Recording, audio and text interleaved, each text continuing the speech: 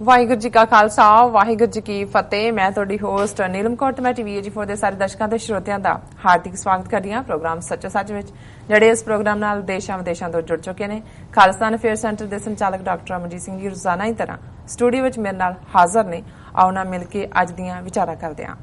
ਜੀ ਡਾਕਟਰ ਸਾਹਿਬ ਵਾਹਿਗੁਰੂ ਜੀ ਕਾ ਖਾਲਸਾ ਵਾਹਿਗੁਰੂ ਜੀ ਕੀ ਫਤਿਹ। ਜੀ ਡਾਕਟਰ ਸਾਹਿਬ ਜੀ ਆਇਆਂ ਨੂੰ ਪ੍ਰੋਗਰਾਮ ਸੱਚੋ ਸੱਚ। ਬਹੁਤ ਸ਼ੁਕਰੀਆ ਜੀ ਡਾਕਟਰ ਸਾਹਿਬ, ਅੱਜ 11 ਸਤੰਬਰ 2017 27 ਭਾਦੂ ਨਾਨਕ ਸ਼ਾਹੀ ਸੰਮਤ 549 ਦਿਨ ਹੈ ਤੇ ਡਾਕਟਰ ਸਾਹਿਬ ਪ੍ਰੋਗਰਾਮ ਸ਼ੁਰੂ ਕਰਨ ਤੋਂ ਪਹਿਲਾਂ ਅਸੀਂ ਆਪਣੇ ਦਰਸ਼ਕਾਂ ਤੇ ਸਰੋਤਿਆਂ ਦੀ ਜਾਣਕਾਰੀ ਲਈ ਦੱਸੀਏ। ਵਿਊਅਰਸ, ਜੇ ਤੁਸੀਂ TV84 ਨੂੰ ਦੇਖਣਾ ਚਾਹੁੰਦੇ ਹੋ ਤਾਂ ਤੁਸੀਂ ਦੇਖ ਸਕਦੇ ਹੋ Spectrum cable, arching cable, Bell 5 cable in Canada, roku, Jadoo box, ਚਾਵਾ, ਫੇਸਬੁੱਕ, ਗਲੋਬਲ CPN ਦੀ ਐਪ ਰਾਹੀਂ, TV84 ਦੀ ਐਪ ਰਾਹੀਂ ਆਨਲਾਈਨ ਸਟ੍ਰੀਮਿੰਗ ਤੁਸੀਂ TV84 ਨੂੰ ਦੇਖ ਸਕਦੇ ਹੋ। ਤੇ ਨਾਲ ਹੀ ਜਿਹੜੇ TV84 ਨਾਲ ਜਾਂ ਸੱਚੋ ਸੱਚ ਪ੍ਰੋਗਰਾਮ ਨਾਲ ਫੇਸਬੁੱਕ ਰਾਹੀਂ ਜੁੜੇ ਨੇ ਤਾਂ ਉਹ ਇਸ ਨੂੰ ਵੱਧ ਤੋਂ ਵੱਧ ਸ਼ੇਅਰ ਕਰਨ ਤੇ ਲਾਈਕ ਕਰਨ। Thank you so much.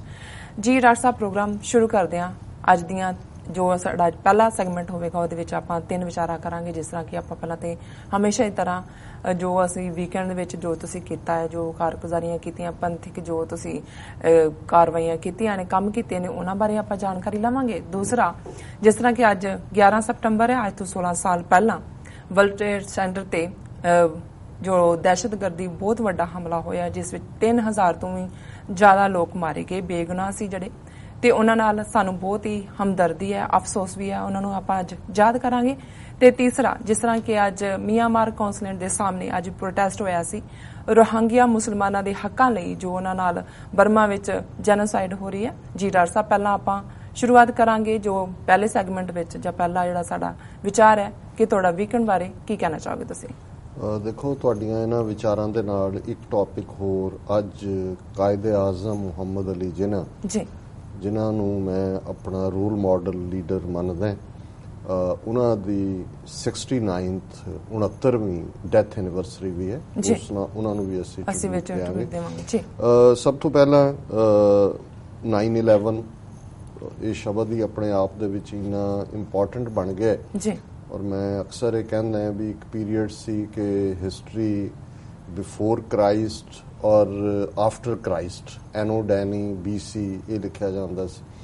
ਪਰ ਜਿੰਨਾ ਇਫੈਕਟ 9/11 ਦੀ ਘਟਨਾ ਨੇ ਕੁੱਲ ਮਨੁੱਖੀ ਇਤਿਹਾਸ ਤੇ ਕੀਤਾ ਜੀ, ਜਦੋਂ ਅਸੀਂ 3000 ਤੋਂ ਜ਼ਿਆਦਾ ਬੇਗੁਨਾਹ ਲੋਕਾਂ ਦੇ ਮਾਰੇ ਜਾਣ ਦੀ ਗੱਲ ਕਰਦੇ ਹਾਂ ਤੇ ਉਹ ਲਗਭਗ 150 ਤੋਂ ਜ਼ਿਆਦਾ ਦੇਸ਼ਾਂ ਦੇ ਸਿਟੀਜ਼ਨ ਸਨ, ਸਿਰਫ ਅਮਰੀਕਨ ਨਹੀਂ ਸਨ। ਔਰ ਉਹ ਅਟੈਕ ਵੀ ਸਿਰਫ twin towers, world trade centre ਤੱਕ ਹੀ ਮਹਿਦੂਦ ਨਹੀਂ ਸੀ। ਅਰਲਿੰਗਟਨ ਦੇ ਵਿੱਚ ਪੈਂਟਾਗਨ, ਜਿਹੜਾ ਕਿ ਅਮਰੀਕਾ ਦਾ ਫੌਜੀ ਹੈੱਡਕੁਆਰਟਰ ਹੈ, ਉਸ ਦੇ ਉੱਤੇ ਵੀ ਅਟੈਕ ਸੀ। ਪਰ ਉਸ ਨੂੰ ਇਸ ਲਈ ਬਹੁਤਾ ਨਹੀਂ ਮੈਂਸ਼ਨ ਕੀਤਾ ਜਾਂਦਾ ਕਿ ਕੋਈ ਵੀ ਜਦੋਂ ਜੰਗ ਐਲਾਨੀ ਜਾਂਦੀ ਹੈ ਜਾਂ ਕੋਈ ਟਕਰਾਅ ਚੱਲ ਰਿਹਾ ਹੁੰਦਾ ਹੈ ਤੇ ਮਿਲਟਰੀ ਟਾਰਗੇਟਸ ਨੂੰ ਆਪਣੀਆਂ ਗਨ ਸ਼ਾਟਸ 'ਚ ਲਿਆਉਣਾ, ਇਹ ਅਗੇਂਸਟ ਦਾ ਲਾਅ ਨਹੀਂ ਹੁੰਦਾ, ਨਾ ਹੀ ਇਹਨੂੰ ਅਗੇਂਸਟ ਦਾ ਹਿਊਮੈਨਿਟੀ ਮੰਨਿਆ ਜਾਂਦਾ। ਸੋ ਜ਼ਿਆਦਾ ਫੋਕਸ ਹਮੇਸ਼ਾ ਵਰਲਡ ਟ੍ਰੇਡ ਸੈਂਟਰ ਤੇ ਹੀ ਹੁੰਦਾ ਹੈ। ਹਾਲਾਂਕਿ ਪੈਂਟਾਗਨ ਅਟੈਕ 'ਚ ਵੀ 140 ਤੋਂ ਜ਼ਿਆਦਾ ਜਿਹੜੇ ਨੇ ਲੋਕ ਉੱਥੇ ਮਾਰੇ ਗਏ ਸਨ ਜੀ। ਵੀਕਐਂਡ ਜ਼ਾਹਰ ਹੈ ਕਿ East cost Gurdwara coordination committee ਵੱਲੋਂ ਗੁਰਦੁਆਰਾ ਰਿਚਮੰਡ ਹਿਲ ਕਲਚਰਲ ਸੁਸਾਇਟੀ, ਬਾਕੀ ਸਾਰੀਆਂ ਸਿੱਖ ਜਥੇਬੰਦੀਆਂ, ਗੁਰਦੁਆਰਾ ਕਮੇਟੀਆਂ ਦੇ ਸਹਿਯੋਗ ਨਾਲ ਗੁਰਦੁਆਰਾ ਸਾਹਿਬ ਵਿਖੇ ਸ਼ਹੀਦ ਭਾਈ ਦਿਲਾਵਰ ਸਿੰਘ ਜੀ, ਜਦੋਂ ਅਸੀਂ ਹਿਸਟਰੀ ਦੇ ਅੱਡ-ਅੱਡ ਨਾਇਕਾਂ ਦੀ ਗੱਲ ਕਰਦੇ ਹਾਂ ਸਿੱਖ ਇਤਿਹਾਸ ਦੇ, ਤੇ ਉਹਨਾਂ ਨੇ ਆਪਣੀ ਇੱਕ ਵੱਡੀ ਥਾਂ ਬਣਾਈ ਹੈ। ਔਰ ਅਸੀਂ ਆਲਰੇਡੀ ਜਿਹੜਾ 31 ਅਗਸਤ ਵਾਲੇ ਦਿਨ ਸ਼ਹੀਦ ਭਾਈ ਦਿਲਾਵਰ ਸਿੰਘ ਹੋਰਾਂ ਨੂੰ ਟ੍ਰਿਬਿਊਟ ਵੀ ਦਿੱਤੀ ਸੀ। ਔਰ ਉਸ ਤੋਂ ਬਾਅਦ 3 ਸਤੰਬਰ ਦਾ ਪ੍ਰੋਗਰਾਮ ਉਹਨਾਂ ਦੀ ਸ਼ਹੀਦੀ ਨੂੰ ਸਮਰਪਿਤ ਗੁਰਦੁਆਰਾ ਸਿੱਖ ਸੁਸਾਇਟੀ ਫਿਲਾਡੈਲਫੀਆ ਵਿਖੇ ਹੋਇਆ ਸੀ, ਜਿਸ ਨੂੰ ਲਾਈਵ ਤੇ ਨਹੀਂ ਲੇਕਿਨ ਉਸ ਤੋਂ ਅਗਲੇ ਦਿਨ ਮੰਡੇ ਜਿਹੜਾ ਹੈ ਉਹ ਅਸੀਂ ਰਨ ਕੀਤਾ ਸੀ, ਫੇਸਬੁੱਕ ਤੇ ਵੀ ਚੱਲਿਆ ਔਰ ਬਾਕੀ ਸਾਰੇ ਗੈਜਟਸ ਦੇ ਉੱਤੇ ਜਿਹੜੇ ਤੁਸੀਂ ਮੈਂਸ਼ਨ ਕਰਦੇ ਹੋ। ਔਰ ਫਿਰ ਇਸ ਸੈਚਰਡੇ ਉਹਨੂੰ ਰਿਪੀਟ ਕੀਤਾ ਗਿਆ ਸੀ, ਕਿਉਂਕਿ ਫੇਸਬੁੱਕ ਤੇ ਇੱਕ ਵਾਰ ਚੱਲਣ ਤੋਂ ਬਾਅਦ ਦੁਬਾਰਾ ਰਿਪੀਟ ਦਾ ਨਹੀਂ ਹੁੰਦਾ, ਲੇਕਿਨ ਬਾਕੀ ਸਾਰੇ ਗੈਜਟਸ ਤੇ ਇਹ ਦੁਬਾਰਾ ਵੀ ਚੱਲੇ। ਔਰ ਇਹ ਜਿਹੜਾ ਪ੍ਰੋਗਰਾਮ ਵੀ ਰਿਚਮੰਡ ਹਿਲ ਦਾ, ਇਹਦਾ ਮੈਂ ਥੋੜਾ ਜਿਹਾ ਸਸਪੈਂਸ ਵੀ ਰੱਖਣਾ ਚਾਹੁੰਦਾ। ਬਹੁਤ ਸਫਲ ਪ੍ਰੋਗਰਾਮ ਸੀ, ਸਾਰੇ ਪਾਸਿਓਂ ਪਾਰਟਿਸਿਪੇਸ਼ਨ ਸੀ ਇਸ ਦੇ ਵਿੱਚ, ਔਰ ਦੂਰ ਦੁਰਾਡਿਓਂ ਸੰਗਤਾਂ ਔਰ ਸਪੀਕਰਸ ਵੀ ਆਏ ਹੋਏ ਸੀ। ਸਾਡੀ ਫੁੱਲ ਟੀਮ ਮੌਕੇ ਤੇ ਮੌਜੂਦ ਸੀ। ਉਹਨਾਂ ਨੇ ਇਸ ਨੂੰ ਕੈਮਰਾ ਬੰਦ ਕੀਤਾ ਔਰ ਆਉਣ ਵਾਲੇ ਸੈਟਰਡੇ ਸ਼ਾਮ ਨੂੰ 8 ਤੋਂ 11 ਵਜੇ ਵਾਲੇ ਸਲੋਟ ਦੇ ਵਿੱਚ ਇਸ ਪ੍ਰੋਗਰਾਮ ਨੂੰ ਜਿਹੜਾ ਉਹ ਦਿਖਾਇਆ ਜਾਵੇਗਾ। ਸੋ ਕਿਉਂਕਿ ਅੱਜ ਤਿੰਨੋਂ ਹੀ ਅਹਿਮ ਟੌਪਿਕ ਨੇ ਜਿਨ੍ਹਾਂ ਤੇ ਅਸੀਂ ਗੱਲ ਕਰਨੀ ਹੈ, ਇਸ ਲਈ ਮੈਂ ਇਸ ਤੋਂ ਜ਼ਿਆਦਾ ਹੋਰ ਨਹੀਂ ਕਹਿਣਾ ਚਾਹੁੰਦਾ। ਸਮਾਗਮ ਦੇ ਓਵਰਆਲ ਕੁੱਲ ਮਿਲਾ ਕੇ ਦਰਸ਼ਕ ਜ਼ਰੂਰ ਸੈਟਰਡੇ ਨੂੰ ਦੇਖਣ ਜੀ, ਉਹ ਇਹਨੂੰ ਇੰਜੋਏ ਵੀ ਕਰਨਗੇ ਔਰ ਇਹ ਵੀ ਦੇਖਣਗੇ ਕਿ ਕਿਵੇਂ ਜਿਹੜੀ ਸਾਡੀ ਟੁਗੈਦਰਨੈਸ ਹੈ ਉਹ ਰੰਗ ਲਿਆ ਰਹੀ ਹੈ। ਔਰ ਇਹਦੇ ਬਾਵਜੂਦ ਕਿ ਭਾਵੇਂ ਥੋੜੇ ਬਹੁਤ ਮਤਭੇਦ ਡਿਫਰੈਂਸਿਸ ਆਰਗੇਨਾਈਜੇਸ਼ਨਸ ਹੁੰਦੇ ਨੇ ਜੀ, ਲੇਕਿਨ ਇਸ ਕਿਸਮ ਦੇ ਮੌਕਿਆਂ ਤੇ ਜਿਹੜਾ ਇੱਕ ਕੰਸੈਂਸਸ ਦੇ ਨਾਲ ਇਕੱਠੇ ਹੋਣ ਦੀ ਲਾਈਨ ਹੈ, ਇਹ ਐਕਸਪੈਰੀਮੈਂਟ ਕਾਫੀ ਸਫਲ ਹੈ ਔਰ ਇਸ ਨੂੰ ਮੈਂ ਸਮਝਦਾ ਹਾਂ ਵੀ ਈਸਟ ਕੋਸਟ ਕੋਆਰਡੀਨੇਸ਼ਨ ਕਮੇਟੀ ਨੇ ਸਕਸੈਸਫੁਲ ਕਰਨ 'ਚ ਔਰ ਰਿਚਮੰਡ ਹਿਲ ਗੁਰਦੁਆਰਾ ਮੈਨੇਜਮੈਂਟ ਨੇ ਸਹਿਯੋਗ ਦੇਣ 'ਚ ਜਿਹੜਾ ਉਹ ਚੰਗਾ ਰੋਲ ਨਿਭਾਇਆ ਜੀ। 9/11 ਜਦੋਂ ਅਸੀਂ 2001 ਤੇ ਅੱਜ 2017 16 ਸਾਲ ਹੋ ਗਏ ਔਰ ਜੇ 16 ਸਾਲ ਨੂੰ ਹੀ ਦੇਖੀਏ, ਇੱਕ ਪਾਸੇ ਤਾਂ ਜ਼ਾਹਰ ਹੈ ਕਿ ਇਹ ਇੱਕ ਕੰਡੈਮਨੇਬਲ ਐਕਟ ਹੈ ਔਰ ਇਹ ਸਾਡੀ ਹਮੇਸ਼ਾ ਹੀ ਇੱਕ ਸਿੱਖੀ ਵੈਲਿਊਜ਼ ਦੇ ਨਾਤੇ ਵੀ ਔਰ ਇੱਕ ਖਾਲਿਸਤਾਨੀ ਐਕਟਿਵਿਸਟ ਹੋਣ ਦੇ ਨਾਤੇ ਵੀ ਮੈਂ ਹਮੇਸ਼ਾ ਇਹ ਮਹਿਸੂਸ ਕਰਦਾ ਕਿ ਕਿਤੇ ਵੀ ਕੋਈ ਵੀ ਬੇਸ਼ੱਕ ਕਾਊਂਟਰ ਲੌਜਿਕ ਕਾਊਂਟਰ ਆਰਗੂਮੈਂਟ ਦਿੱਤਾ ਜਾਂਦਾ ਹੈ ਕਿ ਜੀ ਸਾਡੇ ਜਦੋਂ ਇਨੋਸੈਂਟ ਮਾਰੇ ਜਾਂਦੇ ਨੇ ਉਦੋਂ ਮੈਂ ਸਮਝਦਾ ਹੈ ਵੀ ਜਿਵੇਂ ਅਮਰੀਕਨ ਇੱਕ ਐਕਸਪ੍ਰੈਸ਼ਨ ਹੈ ਕਿ two wrongs don't make a right. ਜੇ ਅਮਰੀਕਨ ਨੀਤੀਆਂ ਸੈਂਟਰਲ ਏਸ਼ੀਆ 'ਚ ਹੋਣ, ਅਫਗਾਨਿਸਤਾਨ 'ਚ ਹੋਣ,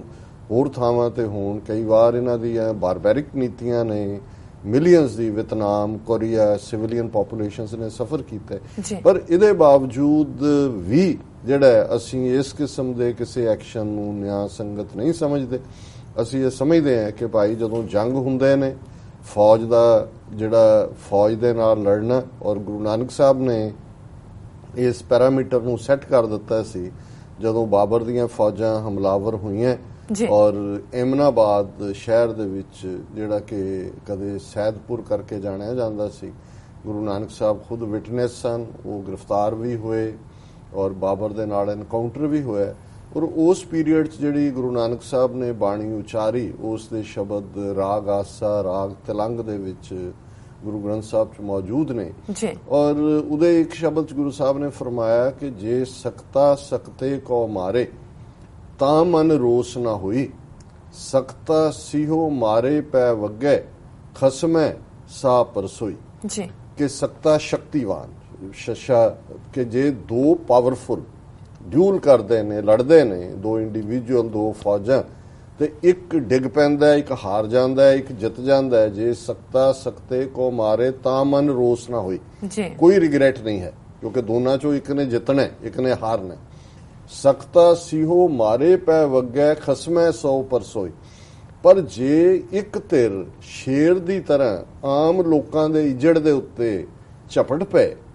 ਆਮ ਲੋਕਾਂ ਨੂੰ ਦੁਖੀ ਕਰੇ, ਆਮ ਲੋਕ ਉਸ ਦੀ ਬਾਰਬੈਰਿਟੀ ਦਾ, ਜ਼ੁਲਮ ਦਾ ਸ਼ਿਕਾਰ ਹੋਣ, ਤੇ ਇਹ ਐਕਸੈਪਟੇਬਲ ਨਹੀਂ ਹੈ। ਔਰ ਉਸ ਸ਼ਹਿਰ 'ਚ ਗੁਰੂ ਸਾਹਿਬ ਨੇ ਫਿਰ ਬਾਣੀ ਏਤੀ ਮਾਰ ਪਈ ਕੁਰਲਾਣੇ ਤੈਂਕੀ ਦਰਦ ਨਾ ਆਇਆ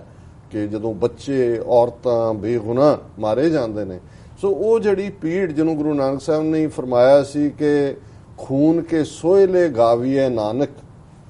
ਰਤ ਕਾ ਕੁੰਗੂ ਪਾਏ ਵੇ ਲਾਲੋ, ਕਿ ਜਿਹੜੀ ਮੈਂ ਕਹਾਣੀ ਕਹਿ ਰਿਹਾ ਇਹ ਸੋਇਲਾ ਆਮ ਤੌਰ ਦੇ ਉੱਤੇ ਖੁਸ਼ੀ ਦੇ ਮੌਕੇ ਕਹੇ ਜਾਂਦੇ ਨੇ ਕਿ ਵੀ ਮੈਂ ਇਹ story of blood and story with blood, ਰਤ ਕਾ ਕੁੰਗੂ, ਇਹ ਕੁੰਗੂ ਕੇਸਰ ਨੂੰ ਕਹਿੰਦੇ ਨੇ ਕਿ ਵਿਆਹ ਜਦੋਂ ਸੁਹਾਗ ਦੇ ਗੀਤ ਗਾਏ ਜਾਂਦੇ ਨੇ ਕੇਸਰ ਛਿੜਕਿਆ ਜਾਂਦਾ ਹੈ, ਤੇ ਗੁਰੂ ਸਾਹਿਬ ਕਹਿੰਦੇ ਨੇ ਇੱਥੇ ਤਾਂ ਚਾਰ ਚੁਫੇਰੇ ਰਤ ਹੈ, ਬਲੱਡ ਹੈ। ਇਹ ਸਾਹਿਬ ਕੇ ਗੁਣ ਗਾਵੀਏ ਨਾਨਕ ਮਾਸਪੁਰੀ ਵਿੱਚ ਆਖ ਮਸੋਲਾ, ਕਿ ਚਾਰ ਚਫੇਰੇ ਜਿਹੜਾ ਸ਼ਹਿਰ ਹੈ ਮਾਸਪੁਰੀ ਬਣਿਆ ਹੋਇਆ, ਫਲੈਸ਼ ਦੀ ਜਿਹੜੀ ਬਦਬੂ ਹੈ ਉਹ ਸਾਰੇ ਪਾਸੇ ਹੈ। ਇਹ ਜਿਵੇਂ ਏਮਨਾਬਾਦ ਨਾ ਹੋਏ, ਮਾਸਪੁਰੀ ਹੋਏ। ਔਰ ਮੈਂ ਸਮਝਦਾ ਵੀ ਕਿਉਂਕਿ ਸਾਡਾ ਆਧਾਰ ਗੁਰੂ ਨਾਨਕ ਸਾਹਿਬ ਦੀਆਂ ਟੀਚਿੰਗਸ ਦੇ ਨਾਲ ਹੀ ਸਿੱਖੀ ਦਾ ਬੇਸ ਹੈ, ਔਰ ਅਸੀਂ ਕਿਤੇ ਵੀ ਕਿਸੇ ਵੀ ਹਾਲਤ ਦੇ ਵਿੱਚ ਕਿਸੇ ਵੀ ਬੇਗੁਨਾਹ ਦਾ ਮਾਰਿਆ ਜਾਣਾ। ਔਰ ਅੱਜ ਜਦੋਂ ਇਹ 9/11 ਮੈਮੋਰੀਅਲ ਤੋਂ ਔਰ ਲਗਾਤਾਰ ਨਿਊਯਾਰਕ 'ਚ ਬਹੁਤ ਸਾਰੀਆਂ ਥਾਵਾਂ ਤੇ ਉਹਨਾਂ ਦੀ ਯਾਦ ਦੇ ਵਿੱਚ ਫੰਕਸ਼ਨ ਸਨ, ਇੱਕ ਲਾਈਵ ਚੱਲ ਰਿਹਾ ਸੀ,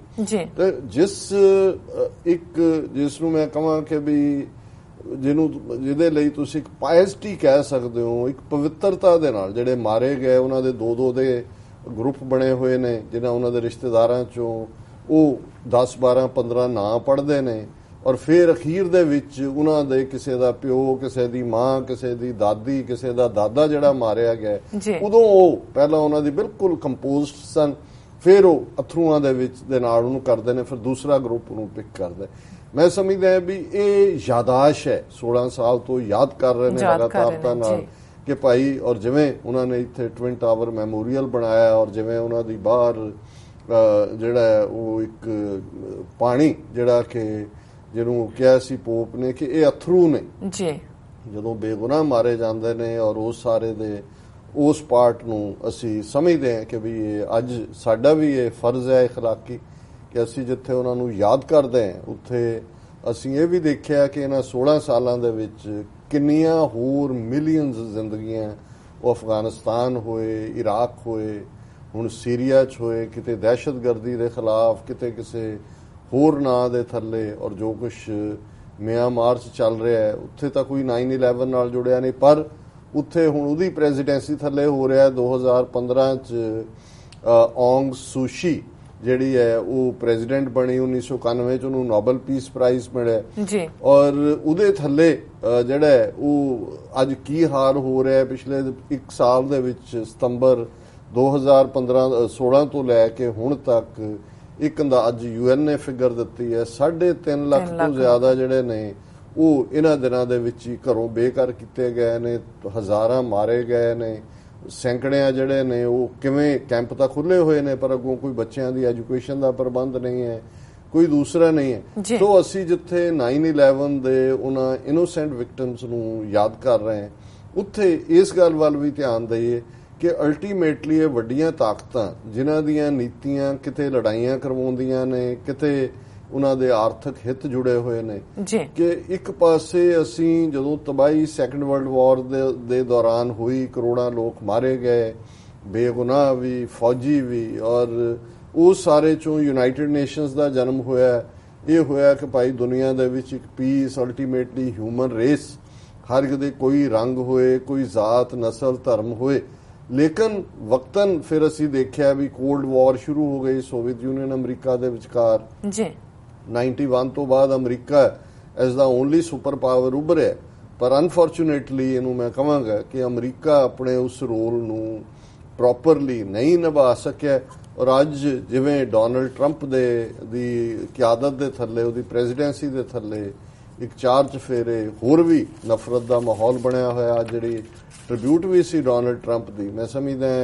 ਵੀ ਇੱਕ ਪਾਸੇ ਇਹ ਲੋੜ ਹੈ ਅੱਜ ਦੀ ਦੁਨੀਆ 'ਚ ਕਿ ਪਿਆਰ ਦਾ ਸੁਨੇਹਾ ਦਿੱਤਾ ਜਾਏ, ਪਰ ਜਿਸ ਅੰਦਾਜ਼ ਦੇ ਵਿੱਚ ਪਿਛਲੇ ਦਿਨਾਂ 'ਚ ਜਿਵੇਂ ਉਹ ਡਾਕਾ ਪ੍ਰੋਗਰਾਮ ਹੋਏ, ਇਮੀਗ੍ਰੇਸ਼ਨ ਰਿਲੇਟਡ ਪਾਲਿਸੀਜ਼ ਹੋਣ, ਇਸਲਾਮੋਫੋਬੀਆ ਹੋਏ, ਨਾਰਥ ਕੋਰੀਆ ਦੇ ਖਿਲਾਫ ਬਿਆਨਬਾਜ਼ੀ ਦੀ ਜਿਹੜੀ ਹੈ ਜਾਂ ਉਹਦੇ ਰੈਜ਼ੋਲੂਸ਼ਨ ਲਿਆਉਣ ਦੀ ਗੱਲ ਹੋਏ, ਹਾਲਾਂਕਿ ਜਿਹੜਾ UN 'ਚ ਲਿਆਣਾ ਉਹਨੂੰ ਟੋਨ ਡਾਊਨ ਕੀਤਾ ਔਰ ਖਾਸ ਤੌਰ ਤੇ ਚੈਲੰਜਿੰਗ ਕਿਸਮ ਦਾ ਔਰ ਇੱਕ ਪਿਨ ਪੁਆਇੰਟਡ ਜਿਹਾ ਜਿਵੇਂ ਕੈਂਪੇਨ ਵੇਲੇ ਵੀ ਇਸਲਾਮ ਦੇ ਖਿਲਾਫ, ਬਾਹਰਲੇ ਇਮੀਗ੍ਰੈਂਟਸ ਦੇ ਖਿਲਾਫ, ਜ਼ੀਨੋਫੋਬੀਆ, ਮੈਕਸੀਕਨਸ ਦੇ ਖਿਲਾਫ, ਈਵਨ ਔਰਤਾਂ ਦੇ ਖਿਲਾਫ ਜਿਸ ਕਿਸਮ ਦਾ ਹੈ। ਸੋ ਇਹ ਸਾਰੇ ਚੋਂ ਅਲਟੀਮੇਟਲੀ ਨਫ਼ਰਤ ਚੋਂ ਕੁਛ ਨਹੀਂ ਤੁਸੀਂ ਕੱਢ ਸਕਦੇ। ਪਿਆਰ ਇੱਕ ਇੰਨੀ ਪੋਟੈਂਟ ਫੋਰਸ ਹੈ, ਇੰਨੀ ਪਾਵਰਫੁਲ ਫੋਰਸ ਹੈ, ਰੱਬ ਨੂੰ ਪਾਉਣ ਲਈ ਵੀ ਰੱਬ ਹੈ ਹੀ ਪਿਆਰ ਦਾ ਨਾਮ ਔਰ ਇਹੀ ਜੇ ਰੱਬ ਪਿਆਰ ਦਾ ਨਾਮ ਹੈ ਤੇ ਇਸ ਕਾਇਨਾਤ ਨੂੰ ਰੱਬ ਨੇ ਬਣਾਇਆ, ਸਭ ਨੂੰ ਸਾਨੂੰ ਰੱਬ ਨੇ ਬਣਾਇਆ, ਤੇ ਉਸ ਦਾ ਜਿਹੜਾ ਬਾਪ ਦਾ ਜਾਂ ਮਾਂ ਦਾ ਜਿਵੇਂ ਜੁਜ਼ ਹੁੰਦਾ ਹੈ, ਜਿਹਨੂੰ ਅੱਜ DNA ਕਹਿ ਲਓ ਜਾਂ ਕੋਈ ਹੋਰ ਸ਼ਬਦ ਕਿਹਾ ਜਾ ਸਕਦਾ ਹੈ, ਲੇਕਿਨ ਮਤਲਬ ਇਹ ਹੈ ਕਿ ਜੇ ਉਹ ਪਿਆਰ ਰੱਬ ਪਿਆਰ ਦਾ ਨਾਮ ਹੈ, ਰੱਬ ਨੂਰ ਹੈ, ਉਸ ਨੂਰ ਚੋਂ ਸਾਰੇ ਪੈਦਾ ਹੁੰਦੇ ਨੇ, ਉਸ ਪਿਆਰ ਚੋਂ ਸਾਰੇ ਪੈਦਾ ਹੁੰਦੇ ਨੇ, ਤਾਂ ਸਾਡੇ ਸਭ ਦੇ ਅੰਦਰ ਉਹ ਪਿਆਰ ਦਾ ਜੁਜ਼ ਹੈ। ਔਰ ਜੇ ਅਸੀਂ ਔਰ ਸਾਡੇ ਜਦੋਂ ਅਸੀਂ ਗੁਰਬਾਣੀ ਔਰ ਇਵਨ 10ਵੇਂ ਪਾਤਸ਼ਾਹ ਦਾ ਫਰਮਾਨ ਜਦੋਂ ਉਹ ਕਹਿੰਦੇ ਨੇ ਕਿ ਜਿਨ ਪ੍ਰੇਮ ਕੀਓ ਤਿਨ ਹੀ ਪ੍ਰਭ ਪਾਇਓ, ਕਿ ਰੱਬ ਉਹਨਾਂ ਨੂੰ ਮਿਲਿਆ ਜਿਨ੍ਹਾਂ ਨੇ ਪਿਆਰ ਕੀਤੇ। ਔਰ ਪਿਆਰ ਦੀ ਕੋਈ ਜ਼ਬਾਨ ਨਹੀਂ, ਪਿਆਰ ਦਾ ਕੋਈ ਰੰਗ ਨਹੀਂ, ਪਿਆਰ ਦੀ ਕੋਈ ਨਸਲ ਨਹੀਂ, ਪਿਆਰ ਦਾ ਕੋਈ ਦੇਸ਼ ਨਹੀਂ। ਔਰ ਬਹੁਤ ਵਾਰ ਅਸੀਂ ਜਦੋਂ ਛੋਟੇ ਬੱਚਿਆਂ ਵੱਲ ਦੇਖੀਏ ਜਿਨ੍ਹਾਂ ਨੂੰ ਅਸੀਂ ਭਰਦੇ ਹਾਂ, ਉਹਨਾਂ ਦੇ ਵਿੱਚ ਰੇਸਿਜ਼ਮ ਵੀ ਭਰਦੇ ਹਾਂ, ਮਜ਼ਹਬੀ ਨਫ਼ਰਤ ਵੀ ਭਰਦੇ ਹਾਂ, ਹੋਰ ਚੀਜ਼ਾਂ ਵੀ, ਪਰ ਜਦੋਂ ਤੁਸੀਂ ਉਹਨਾਂ ਨੂੰ ਕਦੇ ਖੁੱਲੇ ਆਮ ਛੱਡ ਦਿਓ ਦੇਖੋ ਤੇ ਫਿਰ ਉਹਨਾਂ ਦੇ ਵਿੱਚ ਔਰ ਉਹਨਾਂ 'ਚ ਕਿਉਂਕਿ ਅਜੇ ਤੱਕ ਇਨਸਾਨ ਦੀ ਉਹ ਨੈਗੇਟਿਵਿਟੀ ਨਹੀਂ ਭਰੀ ਹੁੰਦੀ ਤੇ ਤੁਸੀਂ ਉਹਨਾਂ ਨੂੰ ਦੇਖਦੇ ਹੋ ਕਿ ਕਿਵੇਂ ਉਹ ਇੱਕ ਦੂਜੇ ਨਾਲ ਮਿਕਸ ਵੀ ਹੁੰਦੇ ਨੇ, ਕਿਵੇਂ ਇੱਕ ਦੂਸਰੇ ਪ੍ਰਤੀ ਉਹਨਾਂ ਦਾ ਲਗਾਵ ਵੀ ਹੁੰਦਾ ਹੈ। ਔਰ ਇਸੇ ਦਿਨ ਦੇ ਉੱਤੇ ਇੱਕ ਪਾਸੇ ਜਿੱਥੇ ਕਿ ਇਹ ਯਾਦ ਕੀਤਾ ਜਾ ਰਿਹਾ ਸੀ 9/11 ਦੇ ਵਿਕਟਿਮਸ ਨੂੰ, ਔਰ ਮੈਂ ਇਹ ਗੱਲ ਦੁਬਾਰਾ ਵੀ ਅਕਸਰ ਮੈਂ ਕਹਿੰਦਾ ਕਿ ਬਹੁਤ ਵਾਰ ਜ਼ਿੰਦਗੀ ਹਰ ਇੱਕ ਨੂੰ ਪਿਆਰੀ ਹੁੰਦੀ ਹੈ, ਔਰ ਜਦੋਂ ਈਵਨ ਡਾਰਵਿਨ ਦੇ ਸਿਧਾਂਤਾਂ ਦੀ ਗੱਲ ਹੁੰਦੀ ਹੈ, ਸੈਲਫ ਪ੍ਰੀਜ਼ਰਵੇਸ਼ਨ ਇਨਸਟਿੰਕਟ ਕਿ ਸਭ ਤੋਂ ਪਹਿਲਾਂ ਆਪਣੀ ਜਾਨ ਬਚਾਉਣ ਲਈ ਹਰ ਕੋਈ ਦੌੜਦਾ ਹੈ। ਤੇ 9/11 ਦੇ ਕੰਟੈਕਸਟ 'ਚ NYPD ਨਿਊਯਾਰਕ ਪੁਲਿਸ ਡਿਪਾਰਟਮੈਂਟ ਸੈਂਕੜਿਆਂ ਜਿਹੜੇ ਨੇ ਉਹਦੇ 'ਚ ਮਰੇ, 170 ਜਾਂ 180। ਮੈਂ ਇੱਕ ਦਿਨ ਇੱਕ ਆਰਟੀਕਲ ਦੇਖ ਰਿਹਾ ਸੀ ਕਿ ਹੰਡਰਡਸ ਮੋਰ ਜਿਹੜੇ ਨੇ ਉਹ 9/11 ਰਿਲੇਟਡ ਜਿਹੜੀ ਸਫੋਕੇਸ਼ਨ ਅੰਦਰ ਗਏ ਜਾਂ ਦੂਜਾ ਜਾਂ ਮੈਂਟਲ ਟਰਾਮਾ ਉਸ ਦਾ ਸ਼ਿਕਾਰ ਨੇ, ਔਰ ਉਹ ਜਿਹੜਾ ਉਸ ਦੀ ਜਿਹੜੀ ਹੈ ਉਹ ਕਾਉਂਸਲਿੰਗ ਔਰ ਇਲਾਜ ਔਰ ਬਿਮਾਰੀਆਂ ਉਹਨਾਂ ਦੇ ਨਾਲ ਜੂਝ ਰਹੇ ਨੇ। ਪਰ ਇਹ ਇੱਕ ਰਿਮਾਰਕੇਬਲ ਪਾਰਟ ਸੀ। ਇੱਕ ਪਾਸੇ ਸਾਡੀ ਪੁਲਿਸ ਹੈ, ਸਾਡੇ ਮਹਿਕਮੇ ਨੇ ਕਿ ਜਦੋਂ ਕੋਈ ਸਾਹਮਣੇ ਟੱਕਰਦਾ ਤੁਸੀਂ ਜੇਬ ਵੱਲ ਦੇਖਦੇ ਹੋ ਕਿ ਵੀ ਇਹ ਗਿਆ ਜੋ ਵੀ ਹੈ ਜੇਬ 'ਚ, ਜੀ ਡਰ ਕੇ ਭੱਜ ਜਾਂਦਾ। ਔਰ ਇੱਥੇ ਟਾਵਰ ਡਿੱਗ ਰਹੇ ਨੇ, ਲੋਕ ਬਾਹਰ ਨੂੰ ਦੌੜ ਰਹੇ ਨੇ, ਇਹ ਅੰਦਰ ਨੂੰ ਦੌੜ ਰਹੇ ਨੇ ਉਹਨਾਂ ਨੂੰ ਸੇਵ ਕਰਨ ਦੇ ਲਈ। ਔਰ ਕਿਵੇਂ ਉਹਨਾਂ ਨੇ, ਔਰ ਇਸ ਦਿਨ ਨੂੰ ਹੁਣ ਪੈਟਰੀਓਟ ਡੇ ਵੀ ਕਹਿੰਦੇ ਨੇ,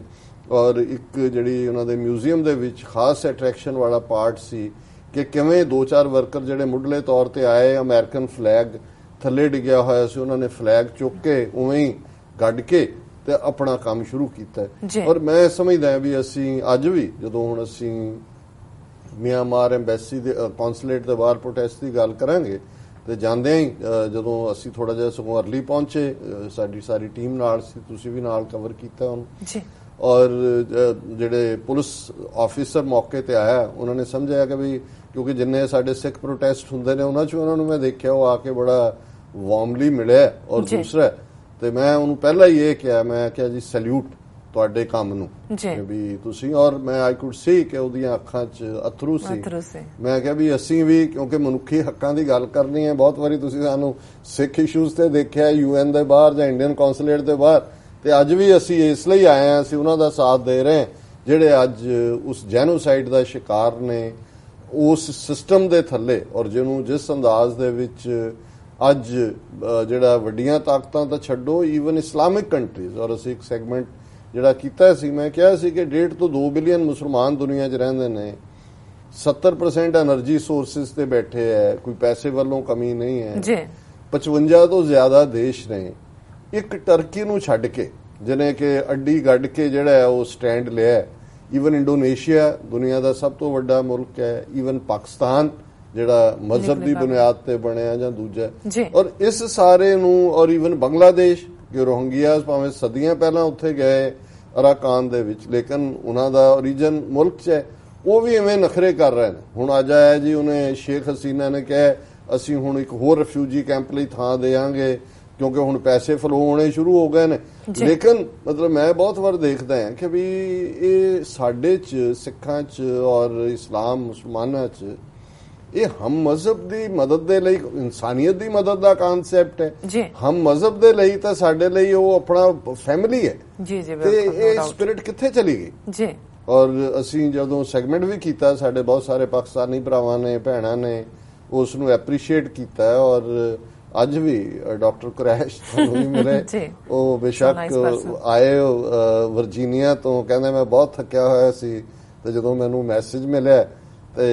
ਕਹਿੰਦੇ ਮੈਂ ਕਿਹਾ ਭਾਈ ਸਿੱਖ ਜਾ ਰਹੇ ਨੇ, ਮੈਂ ਬਸ ਕਹਿੰਦੇ ਸ਼ਰਮ ਜੀ ਆ ਗਿਆ। ਸੋ ਇਹ ਉਹਨਾਂ ਦਾ ਵਡਿੱਤਣ ਸੀ, ਵੱਡਾਪਨ ਸੀ ਇਸ ਗੱਲ ਨੂੰ ਕਹਿਣਾ। ਪਰ ਮੈਨੂੰ ਉੱਥੇ ਵੀ ਖਲੋਤੇ ਮਹਿਸੂਸ ਹੋ ਰਿਹਾ ਸੀ, ਮੈਂ ਕਿਹਾ ਕਿ ਵੀ ਇਹ, ਔਰ ਜਦੋਂ UN ਦੀ ਅਥਾਰਟੀ ਕਹਿੰਦੀ ਹੈ ਕਿ they are the people without any friend in the world, forgotten people, ਕਿਉਂਕਿ ਜੋ ਹੁਣ ਹੈ, ਹੁਣ ਤਾਂ ਕਿਉਂਕਿ ਇੰਟੈਂਸਿਟੀ ਇੰਨੀ ਹੋ ਗਈ ਪਿਛਲੇ 3-4 ਹਫ਼ਤੇ 'ਚ ਕਿ 3-4 ਲੱਖ ਬੰਦਾ ਇਹਨਾਂ ਦਿਨਾਂ 'ਚ ਹੀ ਕੱਢਤਾ ਹੈ, ਔਰ ਜੋ ਹੋਇਆ ਚੱਲ ਤਾਂ ਉੱਥੇ ਕਈ ਸਾਲਾਂ ਤੋਂ ਰਿਹਾ ਜਦੋਂ ਦਾ ਫੌਜੀ ਜੰਟਾ ਆਇਆ, ਔਰ ਇਹ UN ਨੇ ਹੁਣ ਕਿਹਾ ਕਿ ਇਹ ਇੱਕ ਬੜੀ ਸਿਸਟਮੈਟਿਕ ਐਥਨਿਕ ਕਲੀਨਜ਼ਿੰਗ ਹੈ। ਔਰ ਉਹਦੇ 'ਚ ਮੈਂ ਦੇਖ ਰਿਹਾ ਕਿ ਅੱਜ ਦੀ ਮੇਨ ਖਬਰ ਹੈ ਕਿ ਉਹਨਾਂ ਨੇ ਈਵਨ ਇੰਡੀਆ ਨੇ ਜਿਹੜਾ ਸਟੈਂਡ ਲਿਆ, ਉਹਨਾਂ ਦੇ ਮਿਨਿਸਟਰ ਰਿਜਿਜੂ ਨੇ ਕਿਹਾ ਕਿ ਜੀ ਇਹ ਅਸੀਂ ਬਾਹਰ ਕੱਢ ਦਿਆਂਗੇ, ਅਸੀਂ ਕੋਈ ਸਿਗਨੇਟਰੀ ਨਹੀਂ ਹੈਗੇ ਰਿਫਿਊਜੀ ਕਨਵੈਨਸ਼ਨ ਨੂੰ ਜਾਂ ਦੂਜੇ ਨੂੰ, ਔਰ ਉਹਨੇ ਕੰਡੈਮ ਕੀਤਾ। ਔਰ UN ਨੇ ਹੁਣ ਬੜੀ ਕੈਟਾਗੋਰੀਕਲੀ, ਹਾਲਾਂਕਿ ਉਸ ਤੋਂ ਪਹਿਲਾਂ ਕਮਿਸ਼ਨ ਬਣਿਆ ਸੀ, ਕਾਫੀ ਅਨਾਨ ਜਿਹੜਾ ਪਹਿਲਾ ਸੈਕਟਰੀ ਜਨਰਲ ਰਿਹਾ, ਉਹਦੀ ਰਿਪੋਰਟ ਵੀ ਆਈ ਹੈ, ਉਹਨੇ ਵੀ ਕਿਹਾ ਵੀ ਦਿਓ ਉਹਨਾਂ ਨੂੰ ਸਿਟੀਜ਼ਨ ਰਾਈਟਸ ਔਰ ਦੂਸਰੇ। ਔਰ ਮੈਂ ਕਿਉਂਕਿ ਅੱਜ ਹੀ ਉਸ ਪ੍ਰੋਟੈਸਟ ਦੇ ਵਿੱਚ ਯੂਨਾਈਟਿਡ ਵੀ ਸਟੈਂਡ ਦੇ ਥੱਲੇ ਦਾ ਬਰਮੀਜ਼ ਐਪਾਰਥਾਈਡ ਕਿ ਵੀ ਕੀ ਚੱਲ ਰਿਹਾ ਹੈ, ਉਹਨਾਂ ਦਾ ਇੱਕ ਪੂਰਾ ਗਰੁੱਪ ਬਣਿਆ ਹੋਇਆ ਹੈ ਸਟਾਪ ਜੈਨੋਸਾਈਡ ਬਰਮਾ। ਔਰ ਇਹਦੇ 'ਚ ਉਹਨਾਂ ਨੇ ਜਿਹੜਾ ਇੱਕ ਫਲਾਇਰ ਜਿਹੜੇ ਦਿੱਤੇ, ਉਹਦੇ 'ਚ ਕੁਝ ਫੈਕਟਸ ਜਿਹੜੇ ਸਾਹਮਣੇ ਨੇ ਜਿੱਦਾਂ ਦਾ ਮੈਨੂੰ ਵੀ ਪਤਾ ਨਹੀਂ ਸੀ, ਹਾਲਾਂ ਮੈਂ ਇਸ ਇਸ਼ੂ ਨੂੰ ਕਾਫੀ ਪੜ੍ਹਿਆ ਔਰ ਬਾਅਦ ਦੇ ਵਿੱਚ ਡਿਸਕਸ ਵੀ ਕੀਤਾ ਕਿ ਉਹਦੇ 'ਚ ਉਹਨਾਂ ਨੇ ਕਿਹਾ ਵੀ ਇਹ ਜਿਹੜੀ ਡਿਸਕ੍ਰਿਮੀਨੇਸ਼ਨ ਹੈ, ਜਿਹੜੀ ਬੁੱਧਿਸਟ ਮੈਜੋਰਿਟੀ ਹੈ ਔਰ ਰੋਹਿੰਗਿਆ ਮੁਸਲਮਾਨ ਨੇ, ਉਹਨਾਂ ਨਾਲ ਕੀ ਰੋਹਿੰਗਿਆ ਮੁਸਲਮਾਨਾਂ ਦੇ ਨਾਲ ਹੋ ਰਿਹਾ ਹੈ। ਹੁਣ ਤਾਂ ਜੋ ਜੈਨੋਸਾਈਡ ਦੀ ਗੱਲ ਸਾਹਮਣੇ ਹੀ ਹੈ, ਉਹਨਾਂ ਨੇ ਕਿਹਾ ਕਿ ਵੀ Buddhist neighbours they are citizens ਔਰ ਜਿਹੜੇ ਰੋਹਿੰਗਿਆ ਨੇ ਸਿਟੀਜ਼ਨਸ਼ਿਪ ਹੈਜ਼ ਬੀਨ ਟੇਕਨ ਅਵੇ, ਉਹਨਾਂ ਤੋਂ ਲੈ ਲਈ। ਔਰ ਉਹਨਾਂ ਨੇ ਕਿਹਾ ਜੀ 1820 ਤੋਂ ਪਹਿਲਾਂ ਜਿਹੜੇ ਤੁਹਾਡੇ ਆਏ ਸੀ ਉਹਦੇ ਸਬੂਤ ਲਿਆਓ। ਔਰ ਈਵਨ ਮੈਂ ਕਿਹਾ ਸੀ ਉਸ ਸੈਗਮੈਂਟ 'ਚ ਕਿ 1931 'ਚ ਈਵਨ ਇੰਡੀਆ 'ਚ ਬਰਥ ਰਿਕਾਰਡ ਹੋਣੇ ਸ਼ੁਰੂ ਹੋਏ, ਉਸ ਤੋਂ ਪਹਿਲਾਂ ਦਾ ਬਰਥ ਰਿਕਾਰਡ ਹੀ ਨਹੀਂ ਸੀ ਹੁੰਦਾ, ਤੇ ਉਹ 19ਵੀਂ ਸਦੀ ਦੇ ਕਿੱਥੋਂ ਕਿਹੜੇ ਸਬੂਤ ਲਿਆਣਗੇ। ਪਰ ਉਹਨਾਂ ਨੇ ਬੜਾ ਕਲੀਅਰ ਕਰ ਦਿੱਤਾ ਵੀ ਤੁਸੀਂ ਸਿਟੀਜ਼ਨ ਨਹੀਂ ਹੈਗੇ। ਔਰ ਰੋਹਿੰਗਿਆ ਨੂੰ ਉਹ ਬੰਗਲਾਦੇਸ਼ੀ ਇਲੀਗਲਸ ਕਹਿਣਾ ਉਹਨਾਂ ਨੇ ਸ਼ੁਰੂ ਕਰ ਦਿੱਤਾ। ਇਹ ਟਰਮੀਨੋਲੋਜੀ ਜਦੋਂ ਬਦਲਦੀ ਹੈ, ਪਹਿਲਾਂ ਬਰਮਾ ਤੋਂ ਜਦੋਂ ਮਿਆਂਮਾਰ ਬਣਾਇਆ ਉਦੋਂ ਹੀ ਬੇਈਮਾਨੀ ਸ਼ੁਰੂ ਹੋ ਗਈ। ਫਿਰ ਦੂਜਾ ਹੈ ਕਿ ਵੀ ਬਰਮੀਜ਼ ਜਿਹੜੇ ਬਾਕੀ ਨੇ neighbour, they have one physician available per 700 Buddhists, 700 ਬੌਧੀਆਂ ਦੇ ਲਈ ਇੱਕ ਡਾਕਟਰ ਹੈ। ਔਰ ਇਹਨਾਂ ਦੇ ਕੇਸ 83,000 ਮੁਸਲਮਾਨਾਂ ਲਈ ਇੱਕ ਡਾਕਟਰ ਹੈ, 83,000 ਜੀ। ਫਿਰ ਇਹ ਹੈ ਕਿ ਜਿਹੜੇ ਬੁੱਧਿਸਟ ਨੇ ਜ਼ਾਹਰ ਹੈ ਆਪਣੇ ਘਰਾਂ 'ਚ ਰਹਿ ਰਹੇ ਨੇ। ਔਰ ਇੱਧਰ ਜਿਹੜੇ ਨੇ about 150,000 are taken to concentration camps, about 2 million are forced to live in refugee camps of the neighboring countries, ਕਿ ਵੀ ਲਗਭਗ 2 ਮਿਲੀਅਨ, ਹੁਣ ਜਦੋਂ ਉੱਥੇ ਆ ਰਿਹਾ ਜੀ 1.5 ਮਿਲੀਅਨ ਹੈ ਆਬਾਦੀ, 2 ਹੈ, ਇਨਫੈਕਟ 4-5 ਮਿਲੀਅਨ ਆਬਾਦੀ ਸੀ। ਔਰ ਇਸ ਕਿਉਂਕਿ ਇੱਕ ਬੜੀ ਕ੍ਰੈਡੀਬਲ NGO ਹੈ ਜਿਨ੍ਹਾਂ ਨੇ ਕੀਤਾ, ਇਹਨਾਂ ਕੋਲ UN ਦਾ ਉਹ ਜਿਹਨੂੰ ਐਸੋਸੀਏਟ ਮੈਂਬਰ ਜਿਹੜੀ ਹੈ ਸਟੇਟਸ ਵੀ ਹੈ। ਔਰ ਇਹਨਾਂ ਦਾ ਇਹ ਕਹਿਣਾ ਕਿ ਵੀ 2 ਮਿਲੀਅਨ ਜਿਹੜੇ ਨੇ ਉਹ ਰਿਫਿਊਜੀ ਕੈਂਪਾਂ 'ਚ ਰਹਿ ਰਹੇ ਨੇ ਤੇ 1.5 ਲੱਖ ਦੇ ਕਰੀਬ ਕੰਸੈਂਟਰੇਸ਼ਨ ਕੈਂਪਾਂ ਜਿੱਥੇ ਉਹਨਾਂ ਦਾ ਫੁੱਲ ਕੰਟਰੋਲ ਹੈ ਦੁਸ਼ਮਣ ਦਾ। ਔਰ ਬੁੱਧਿਸਟ ਜਿਵੇਂ ਵਿਆਹ ਕਰਦੇ ਨੇ ਜਦੋਂ ਮਰਜ਼ੀ ਜਿੱਥੇ ਮਰਜ਼ੀ ਵਿਆਹ ਕਰਨ, ਇੱਥੇ ਹੈ can not marry unless they get government permission, which is rarely issued, and if it is, often requires heavy bribery. Marrying without permission results in 10 years in prison. ਕਿ ਵੀ ਤੁਹਾਨੂੰ ਪਰਮਿਸ਼ਨ ਲੈਣੀ ਪੈਂਦੀ, ਉਹ ਦਿੰਦੇ ਨਹੀਂ ਜੀ, ਰਿਸ਼ਵਤ ਦੇ ਕੇ ਤੁਸੀਂ ਲੈਂਦੇ ਹੋ। ਜੇ ਤੁਸੀਂ ਵੈਸੇ ਕਰ ਲੈਂਦੇ ਹੋ 10 ਸਾਲ ਦੀ ਜੇਲ੍ਹ ਹੈ। ਹੁਣ ਉਹਦੇ 'ਚ ਜਿਹੜੀ ਦੂਜੀ ਮੈਜੋਰਿਟੀ ਹੈ ਕੈਨ ਹੈਵ ਐਜ਼ ਮੈਨੀ ਚਿਲਡਰਨ ਐਜ਼ ਦੇ ਵਿਸ਼, ਬੁੱਧਿਸਟ ਜਿਹੜੇ ਨੇ ਜੀ। ਇੱਧਰ ਜਿਹੜੇ ਰੋਹਿੰਗਿਆਜ਼ ਨੇ ਆਰ ਅਲਾਉਡ ਓਨਲੀ 2 ਚਿਲਡਰਨ ਪਰ ਫੈਮਿਲੀ, ਤੁਸੀਂ 2 ਬੱਚਿਆਂ ਤੋਂ ਜ਼ਿਆਦਾ ਬੱਚੇ ਪੈਦਾ ਨਹੀਂ ਕਰ ਸਕਦੇ। ਫਿਰ can attend school, can not enter a school, ਉਹਨਾਂ ਦੇ ਲਈ ਉਹਨਾਂ ਦੇ ਬੱਚੇ ਵੀ ਸਕੂਲਾਂ 'ਚ ਨਹੀਂ ਜਾ ਸਕਦੇ। ਫਿਰ can not have a job, ਉਹਨਾਂ ਨੂੰ ਕੋਈ ਖਤਮ। ਕੈਨ ਨਾਟ ਵਰਸ਼ਿਪ ਫਰੀਲੀ, ਲਗਭਗ 400 ਮਸੀਤਾਂ ਜਿਹੜੀਆਂ ਨੇ ਇਸ ਟਾਈਮ 'ਚ ਉਹਨਾਂ ਨੇ ਡਿਸਟਰੋਏ ਕੀਤੀਆਂ ਨੇ। Can not travel freely, even ਜੇ ਤੁਹਾਨੂੰ ਉਹ ਮੰਨਦੇ ਹੀ ਨਹੀਂ ਸਿਟੀਜ਼ਨ, ਤੁਹਾਨੂੰ ਉਹਨਾਂ ਨੇ ਟਰੈਵਲਿੰਗ ਡਾਕੂਮੈਂਟ ਹੀ ਨਹੀਂ ਦੇਣਾ। ਔਰ ਇੰਡੀਆ ਦਾ ਜੋ ਸਟੈਂਡ ਸੀ ਉਸ ਦੇ ਬਾਰੇ ਵੀ ਬੜੀ forcefully UN rights chief deplores India's move to deport Rohingya refugees, also flays Gauri Lankesh murder, cow vigilantism. ਇਹ ਗੌਰੀ ਲੰਕੇਸ਼ ਦੇ ਮਰਡਰ ਦੀ ਵੀ ਗੱਲ ਕੀਤੀ ਹੈ ਔਰ ਇਸ ਦੀ ਵੀ ਔਰ ਪ੍ਰੋਟੈਸਟ ਦੀ ਗੱਲ ਵੀ ਅਸੀਂ ਕਰ ਲਈਏ। ਔਰ ਮੈਂ ਇਹ ਵੀ ਦੱਸ ਦਿਆਂ ਕਿ ਅੱਜ ਜਿਉਂ ਹੀ ਇਹ ਪ੍ਰੋਗਰਾਮ 9 ਵਜੇ ਖਤਮ ਹੋਏਗਾ, ਸਾਡੀ ਪੂਰੀ ਟੀਮ ਨੇ ਉਸ ਪ੍ਰੋਟੈਸਟ ਨੂੰ, ਉਸ ਦੀਆਂ ਸਾਊਂਡ ਬਾਈਟਸ, ਪਾਰਟਿਸਿਪੈਂਟਸ ਔਰ ਕਾਫੀ ਮੀਡੀਆ ਦੀ ਕਵਰੇਜ ਸੀ। ਸਾਡਾ ਵੀ ਇੰਟਰਵਿਊ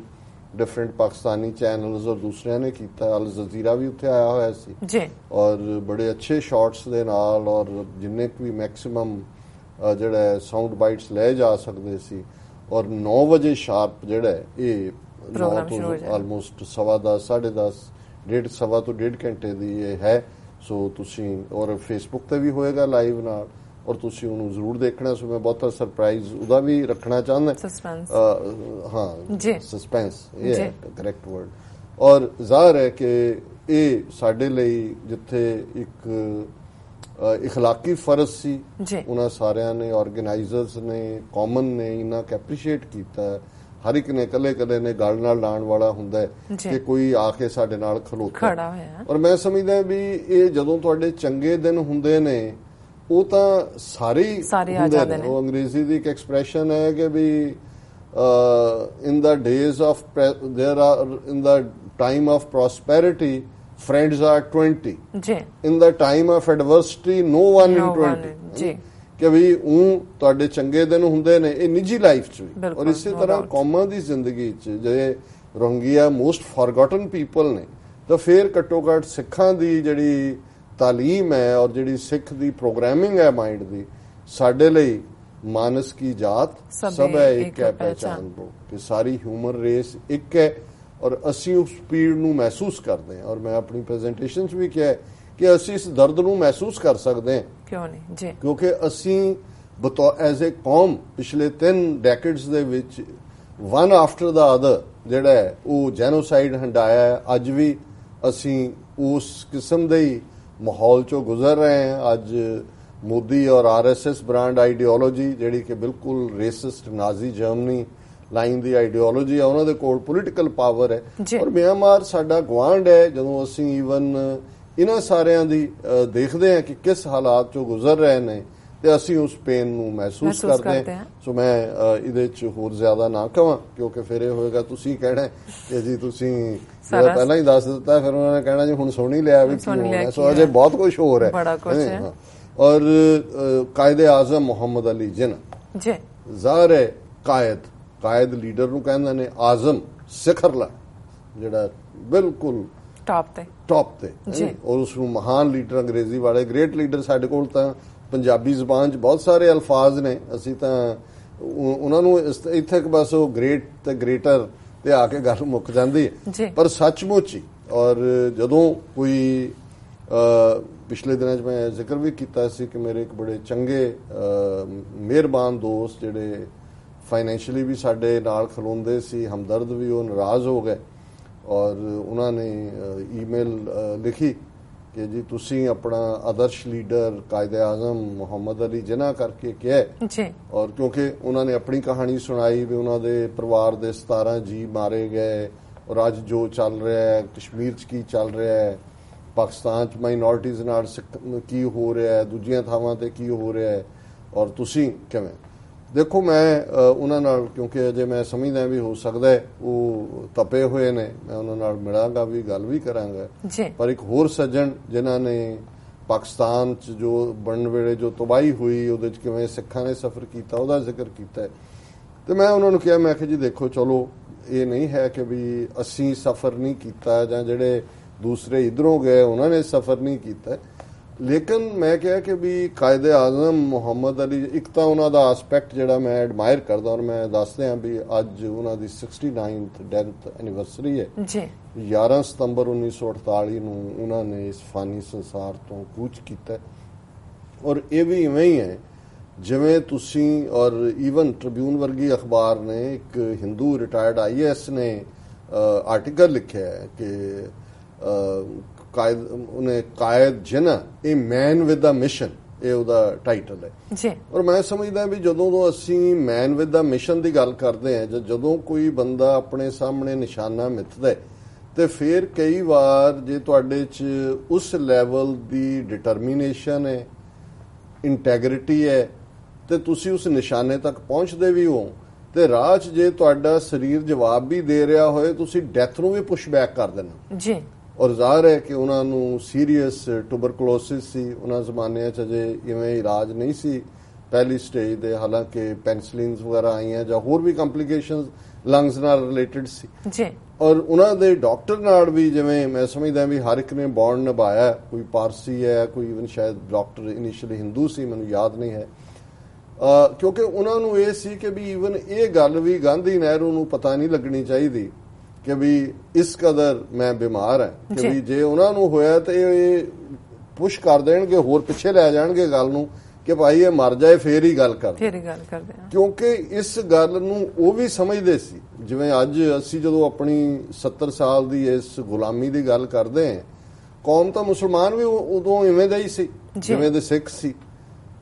ਲੇਕਿਨ ਫਰਕ ਇੰਨਾ ਸੀ ਕਿ ਉਹਨਾਂ ਦੇ ਕੋਲ ਕਾਇਦ ਸੀ ਉਹਨਾਂ ਦੇ ਕੋਲ ਜਿਨ੍ਹਾਂ ਸੀ ਜਿਹਦੇ ਕੋਲ ਵਿਜ਼ਨ ਸੀ ਜਿਹੜਾ ਸੀ ਥਰੂ ਕਰ ਸਕਦਾ ਸੀ ਜਿਹਨੇ ਗਾਂਧੀ ਔਰ ਨਹਿਰੂ ਔਰ ਪਟੇਲ ਔਰ ਇਹਨਾਂ ਸਾਰਿਆਂ ਦੇ ਸੈਕੂਲਰਿਜ਼ਮ ਦੇ ਲਬਾਦੇ 'ਚ ਲੁਕਿਆ ਸ਼ੁੱਧ ਬਨਾਰਸੀ ਹਿੰਦੂ ਦੇਖ ਲਿਆ ਕਿ whenever Gandhi has come to meet me he has come to cheat me. ਔਰ ਜਦੋਂ ਅਸੀਂ ਵਿਜ਼ਨ ਦੀ ਗੱਲ ਕਰਦੇ ਹਾਂ, ਮੈਂ ਅੱਗੇ ਵੀ ਕੋਟ ਕੀਤਾ ਸੀ, ਪਿਛਲੇ ਦਿਨਾਂ 'ਚ ਇੱਕ ਆਰਟੀਕਲ ਪੜ੍ਹਦੇ ਹਾਂ ਮੇਰੀਆਂ ਨਜ਼ਰਾਂ 'ਚੋਂ, ਉਹਨਾਂ ਨੇ ਜਿਹੜੇ ਮੁਸਲਮਾਨ, ਕਿਉਂਕਿ ਜਦੋਂ ਪਾਕਿਸਤਾਨ ਬਣਿਆ ਇਹ ਨਹੀਂ ਸੀ ਕਿ ਵੀ ਅੱਧੇ ਉੱਧਰ ਰਹਿਣਗੇ ਅੱਧੇ ਉੱਧਰ ਰਹਿਣਗੇ, ਆਪਸ਼ਨ ਸੀ ਸਾਰੇ ਹੀ ਜਾ ਸਕਦੇ ਸੀ ਪਾਕਿਸਤਾਨ, ਪਰ ਕਿਉਂਕਿ ਦੂਜੇ ਪਾਸੇ ਕਾਂਗਰਸ ਦੇ ਵਿੱਚ ਮੌਲਾਨਾ ਅਬੁਲ ਕਲਾਮ ਆਜ਼ਾਦ ਜਾਂ ਉਸ ਤੋਂ ਪਹਿਲਾਂ ਅਲੀ ਬ੍ਰਦਰਜ਼ ਜਾਂ ਹੋਰ ਬਹੁਤ ਸਾਰੇ ਇਸ ਕਿਸਮ ਦੇ ਸੀ, ਇਨਕਲੂਡਿੰਗ ਜਮਾਇਤ ਇਸਲਾਮੀ ਦੇ ਜਿਨ੍ਹਾਂ ਨੇ ਫਾਊਂਡ ਕੀਤਾ ਉਹਨਾਂ ਦੇ ਆਗੂ, ਕਿ ਉਹ ਇੰਡੀਆ 'ਚ ਰਹਿਣਾ ਪਸੰਦ ਕਰਦੇ ਸੀ, ਜਿਵੇਂ ਬਹੁਤ ਸਾਰਿਆਂ ਨੇ ਕੀਤਾ। ਮੌਲਾਨਾ ਅਬੁਲ ਕਲਾਮ ਆਜ਼ਾਦ ਮਿਨਿਸਟਰ ਵੀ ਰਿਹਾ, ਔਰ ਉਹਦੇ 'ਚ ਕਾਇਦੇ ਆਜ਼ਮ ਨੇ ਕਿਹਾ ਕਿ the Muslims, those who have chosen to stay in India for the rest of their lives, they will try to prove their patriotism and their nationalism. ਕਿ ਵੀ ਜਿਨ੍ਹਾਂ ਮੁਸਲਮਾਨਾਂ ਨੇ ਭਾਰਤ 'ਚ ਰਹਿਣਾ ਕਬੂਲ ਕੀਤਾ ਹੈ ਉਹ ਬਾਕੀ ਦੀ ਜ਼ਿੰਦਗੀ 'ਚ ਆਪਣੀ ਇਹ ਕੌਮ ਪ੍ਰਸਤੀ ਔਰ ਦੇਸ਼ ਭਗਤੀ ਜਿਹਨੂੰ ਅਸੀਂ ਕਹਿੰਦੇ ਉਹ ਸਾਬਤ ਕਰਨ ਤੇ ਹੀ ਰਹਿਣਗੇ। ਔਰ ਅੱਜ ਜੋ ਹਾਲ 180 ਮਿਲੀਅਨ ਮੁਸਲਮਾਨਾਂ ਦਾ, ਔਰ ਮੈਂ ਸਮਝਦਾ ਵੀ ਜਿਵੇਂ ਪ੍ਰੋਫੈਸੀ ਹੁੰਦੀ ਹੈ, ਇੱਕ ਤਾਂ ਨੇਸ਼ਨ ਦੀ ਕ੍ਰੀਏਸ਼ਨ ਦੀ ਗੱਲ ਹੈ, ਉਹ ਤਾਂ ਜ਼ਾਹਰ ਹੈ ਉਹਨਾਂ ਨੇ ਦੇਖ ਲਿਆ ਕਿ ਭਾਈ ਕਿਵੇਂ ਜਿਹੜਾ ਉਹ ਮਹਿਫੂਜ਼ ਉਹਨਾਂ ਦੀ ਕੌਮ ਰਹਿ ਸਕਦੀ ਹੈ। ਹਾਲਾਂ ਉਹਨਾਂ ਦੀ ਨਿੱਜੀ ਜ਼ਿੰਦਗੀ ਹਰ ਇੱਕ ਦੀ ਆਪਣੀ ਉਹ ਇੱਕ ਪ੍ਰਾਈਵੇਟ ਕਿਸਮ ਦੀ ਉਹਨਾਂ ਦੀ ਜ਼ਿੰਦਗੀ ਸੀ, ਪਰ ਮੈਨ ਆਫ ਇੰਟੈਗਰਿਟੀ, ਓਨੈਸਟੀ ਆਪਣੇ ਕਿੱਤੇ 'ਚ ਵੀ। ਔਰ ਸਾਡੀ ਲੀਡਰਸ਼ਿਪ ਇਹਦੇ ਬਾਵਜੂਦ, ਕੋਈ ਮਾਸਟਰ ਤਾਰਾ ਸਿੰਘ ਜਾਂ ਦੂਜੇ ਹੋ ਸਕਦਾ ਧਰਮੀ ਤੌਰ ਤੇ ਦੂਜੇ ਤੀਜੇ ਬੜੇ ਪ੍ਰੈਕਟਿਸਿੰਗ ਸਿੱਖ ਹੋਣਗੇ, ਲੇਕਿਨ ਜਿਹੜੀ ਉਹ ਵਿਜ਼ਨ ਹੈ, ਜਿਹੜਾ ਉਸ ਨੂੰ ਦੇਖ ਸਕਣਾ, ਜਿਹੜਾ ਉਹਦੇ ਨਾਲ ਡੀਲ ਕਰ ਸਕਣਾ, ਜਿਨ੍ਹਾਂ ਦੇ ਨਾਲ ਗਾਂਧੀ ਨਹਿਰੂ ਔਰ ਉਹਨਾਂ ਦੀ ਉਸ ਸਾਰੇ 'ਚੋਂ ਉਹ ਉਹਨਾਂ ਦੇ ਵਿੱਚ ਕੈਪੇਬਿਲਿਟੀ ਨਹੀਂ ਸੀ। ਲੜਾਈ ਵਿਟਸ ਦੀ ਸੀ, ਲੜਾਈ ਉਸ ਕੋਈ ਪਾਕਿਸਤਾਨ ਜਿਵੇਂ ਕਿ ਸਾਨੂੰ ਉੱਥੇ ਟੈਕਸਟ ਬੁੱਕਸ ਪੜ੍ਹਾਇਆ ਜਾਂਦਾ ਰਿਹਾ, ਕੋਈ ਕਿਸੇ ਨੇ ਪਲੇਟਰ ਤੇ ਰੱਖ ਕੇ ਨਹੀਂ ਦਿੱਤਾ ਹੈ, ਉਹ ਇੱਕ ਅਨਸਰਟਨ ਸਿਚੁਏਸ਼ਨ ਸੀ, ਬਹੁਤ ਸਾਰਾ ਗ੍ਰੇ ਏਰੀਆ, ਲੇਕਿਨ ਜਿਨ੍ਹਾਂ ਇਸ ਨਤੀਜੇ ਤੇ ਪਹੁੰਚ ਗਏ ਸੀ ਉਹਨਾਂ ਨੇ ਕੋਸ਼ਿਸ਼ ਕੀਤੀ ਕਿ ਵੀ ਕਿਸੇ ਨਾ ਕਿਸੇ ਤਰੀਕੇ ਨਾਲ। ਔਰ ਜੇ ਅਸੀਂ ਸਿੱਖਾਂ ਦੇ ਕੰਟੈਕਸਟ ਗੱਲ ਕਰੀਏ, ਉਸ ਸਕਾਲਰ ਨੂੰ ਮੈਂ ਕਿਹਾ ਜੀ ਸਾਰੀ ਜ਼ਿੰਦਗੀ 'ਚ ਕਾਇਦੇ ਆਜ਼ਮ ਦੀ ਕੋਈ ਇੱਕ ਸਟੇਟਮੈਂਟ ਕੱਢ ਕੇ ਦਿਖਾਓ ਜਿਹੜੀ ਸਿੱਖਾਂ ਦੇ ਖਿਲਾਫ ਹੋਏ ਜੀ। ਇਸ ਦੇ ਉਲਟ ਸਾਕਾ ਨਨਕਾਣਾ ਸਾਹਿਬ ਹੋਇਆ 1920-21 ਦੇ ਪੀਰੀਅਡ 'ਚ, ਗਾਂਧੀ, ਲਾਜਪਤ ਰਾਏ, ਦੂਜੇ ਜਿਹੜੇ ਨੇ ਉਹ ਮਹੰਤ ਨਰੈਣੂ ਦੇ ਨਾਲ ਖੜੇ ਸੀ। ਕਾਇਦੇ ਆਜ਼ਮ ਜਿਹੜੇ ਨੇ ਉਹ ਸਿੱਖਾਂ ਦੇ ਨਾਲ ਉਹਨਾਂ ਦੀ ਹਮਦਰਦੀ ਦੀ ਸਟੇਟਮੈਂਟ ਔਰ ਦੂਸਰੀ ਸੀ। ਹੁਣ 1930 ਸ਼ਹੀਦ ਭਗਤ ਸਿੰਘ, ਗਾਂਧੀ ਜਿਹੜਾ ਉਹ ਇਰਵਿਨ ਪੈਕਟ ਕਰ ਰਿਹਾ ਹੈ, ਉਹਨੂੰ ਹੈਂਗ ਕਰਨ ਤੱਕ ਜਾਂਦਾ ਹੈ। ਨੈਸ਼ਨਲ ਅਸੈਂਬਲੀ ਦੇ ਵਿੱਚ ਹਾਲਾ ਭੁੱਖ ਹੜਤਾਲ ਰੱਖੀ ਹੋਈ ਸੀ ਭਗਤ ਸਿੰਘ ਨੇ ਜੀ, ਔਰ ਜੇ ਸਪੋਰਟ ਕੀਤਾ ਕਾਇਦੇ ਆਜ਼ਮ ਨੇ 2 ਦਿਨ ਆਪਣੀ ਸਪੀਚ, ਹੁਣ ਉਹਨਾਂ ਦੀ ਕਦੀ ਕਿਤਾਬ ਭਗਤ ਸਿੰਘ ਤੇ ਆਈ ਹੈ ਉਹਦੇ 'ਚ ਮੈਂਸ਼ਨ ਹੈ, ਪਰ ਇਸ ਫੈਕਟ ਨੂੰ ਖਾ ਗਏ, ਉਹਦੇ 'ਚ ਉਹਨਾਂ ਨੇ ਜਸਟੀਫਾਈ ਕੀਤਾ। ਹਾਲਾਂਕਿ ਉਸ ਪੀਰੀਅਡ 'ਚ ਕਿਸੇ ਦਹਿਸ਼ਤਗਰਦੀ ਨੂੰ, ਅੱਜ ਦੀ ਜ਼ਬਾਨ 'ਚ ਵੀ ਉਹ ਦਹਿਸ਼ਤਗਰਦੀ ਹੈ ਜੋ ਭਗਤ ਸਿੰਘ ਨੇ ਕੀਤਾ ਹੈ, ਸਾਂਡਰਸ ਨੂੰ ਮਾਰਿਆ ਜਾਂ ਧੂਏ ਵਾਲੇ ਬੰਬ, ਪਰ ਉਹਨੂੰ ਕਿਹਾ ਵੀ ਉਹਨਾਂ ਦਾ ਹੱਕ ਹੈ ਜਿਹੜਾ ਪ੍ਰੋਟੈਸਟ ਕਰਨ ਦਾ, ਔਰ ਜੇਲ੍ਹ ਦੇ ਵਿੱਚ ਜੋ ਚੱਲ ਰਿਹਾ। ਸੋ ਉਸ ਤੋਂ ਬਾਅਦ ਅਸੀਂ ਦੇਖਦੇ ਹਾਂ ਕਿ ਜਦੋਂ ਆਲਮੋਸਟ, ਔਰ ਕਿਤੇ ਵੀ ਇਹ ਨਹੀਂ ਆਇਆ ਵੀ ਹੁਣ ਬਹੁਤ ਵਾਰੀ ਅਸੀਂ ਸ਼ਬਦ 2 ਨੇਸ਼ਨ ਥਿਊਰੀ ਕਹਿ ਦਿੰਦੇ ਹਾਂ, ਕਿਤੇ ਵੀ ਇਹ 2 ਨੇਸ਼ਨ ਦੀ ਗੱਲ ਇਹ ਹੈ ਕਿ ਇਸਲਾਮ ਜਿਹੜੇ ਰਹਿਣ ਵਾਲੇ ਉਹ ਅੱਡ ਨੇਸ਼ਨ ਨੇ, ਹਿੰਦੂਆਂ ਨਾਲੋਂ ਅੱਡ ਨੇ, ਪਰ ਉਹਨਾਂ ਨੇ ਕਦੇ ਵੀ ਸਿੱਖਾਂ ਦੇ ਨੇਸ਼ਨਹੁੱਡ ਨੂੰ ਡਿਨਾਈ ਨਹੀਂ ਕੀਤਾ ਹੈ। ਰਾਦਰ ਕੰਟਰਰੀ ਟੂ ਦੈਟ, ਉਹਨਾਂ ਨੇ ਈਵਨ ਉਹ ਮਹਾਰਾਜਾ ਪਟਿਆਲਾ ਨੂੰ ਜਾ ਕੇ ਮਿਲੇ ਕਿ ਭਾਈ ਕੋਈ ਨਾ ਕੋਈ ਐਸਾ ਪ੍ਰਬੰਧ ਹੋ ਜਾਏ, ਇਹ ਸਿੱਖ ਰਿਆਸਤਾਂ ਜਿਹੜੀਆਂ ਇਹ ਨਿਊਕਲੀਅਸ ਬਣ ਜਾਏ, ਜਿਹੜੇ ਨੇ ਜਮਨਾ ਤੋਂ ਲੈ ਕੇ ਔਰ ਰਾਵੀ ਤੱਕ ਜਿਹੜਾ ਇੱਕ ਆਟੋਨੋਮਸ ਸਿੱਖਾਂ ਦੀ ਯੂਨਿਟ ਬਣ ਜਾਏ, ਉਹ ਕਨਫੈਡਰੇਟ ਕਰ ਲੈਣ ਪਾਕਿਸਤਾਨ ਨਾਲ। ਔਰ ਉਹਦੇ 'ਚ ਕਿਉਂਕਿ ਗਰਾਊਂਡ ਰਿਐਲਿਟੀ ਇਹੀ ਸੀ ਕਿ ਸਿੱਖ 12-13% ਸੀ, ਪੰਜਾਬ ਦੀ ਆਬਾਦੀ ਦਾ ਕਿਸੇ ਜ਼ਿਲ੍ਹੇ 'ਚ ਵੀ ਮੈਜੋਰਿਟੀ ਨਹੀਂ ਸੀ,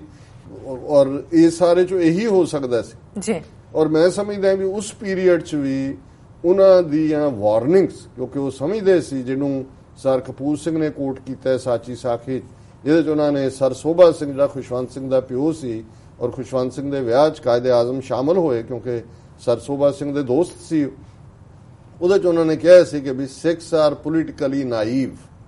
they have seen Hindus as the co-slaves,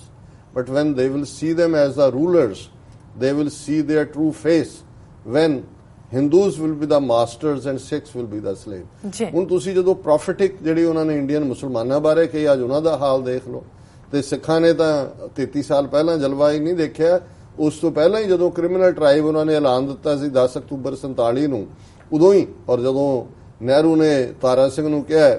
ਕਿ ਜੀ ਸਰਕਮਸਟੈਂਸਸ ਹੈਵ ਨਾਓ ਚੇਂਜਡ, ਉਹਨਾਂ ਨੇ ਉਹਨੂੰ ਯਾਦ ਕਰਾਇਆ ਕਿ ਵੀ ਤੁਹਾਡਾ ਆਹ ਇਕਰਾਰਨਾਮਾ ਹੈ, ਉਹ ਇਕਰਾਰਨਾਮਾ ਹੈ। ਪਟੇਲ ਕੋਲ ਗਿਆ, ਉਹ ਕਹਿੰਦਾ 6 ਹੈਵ ਮਿਸ ਦਾ ਬਸ।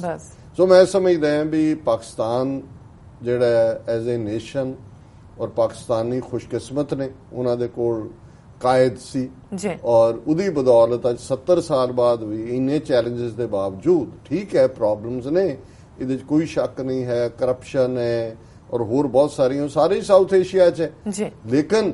ਮੈਂ ਇਹ ਸਮਝਦਾ ਵੀ ਮੇਰੇ ਲਈ ਇਹ ਰਿਮਾਈਂਡਰ ਹੁੰਦਾ ਹੈ, ਮੈਂ ਹਮੇਸ਼ਾ ਹੀ, ਔਰ ਸਰ ਕਪੂਰ ਸਿੰਘ ਕਿਉਂਕਿ ਮੇਰੇ ਇੱਕ ਪ੍ਰੇਰਨਾ ਸਰੋਤ ਵੀ ਨੇ, ਔਰ ਉਹਨਾਂ ਨੇ ਵੀ ਜਦੋਂ ਇਸ ਦੇ ਉੱਤੇ ਉਹ ਚੈਪਟਰ ਲਿਖਦੇ ਨੇ